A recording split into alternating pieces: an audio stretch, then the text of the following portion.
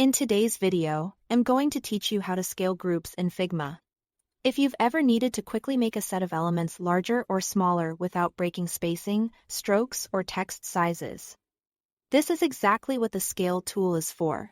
We'll keep it simple and precise so you can get consistent results every time. Start by opening your design. Make sure you are in the file and page where your artwork lives so you can see the elements you want to adjust.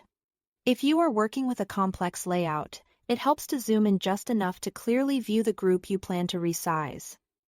But keep the surrounding context visible so you can judge proportion. Next, select the group.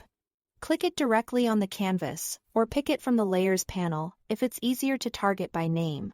Confirm you've selected the entire group rather than a single layer inside it. When the group is selected, you'll see its bounding box on the canvas, which is what we'll use to scale. Now, activate the Scale tool. The fastest way is to press K on your keyboard. If shortcuts aren't your thing, click the drop-down arrow next to the Move tool, the arrow icon in the top toolbar, and choose Scale from that menu.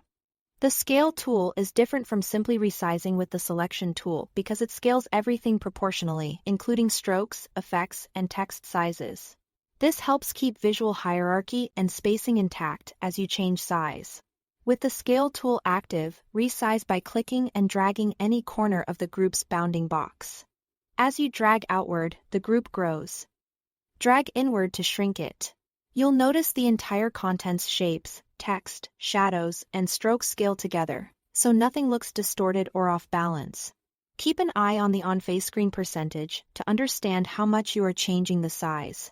If your design includes subtle effects like blurs or outlines, this proportional scaling preserves their relationships, preventing the need to manually tweak them afterward.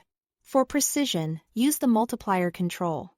In the Scale tool interface, you can choose a preset from the drop-down or type a value directly. For example, enter 2x to double the size or 0.5x to reduce it by half.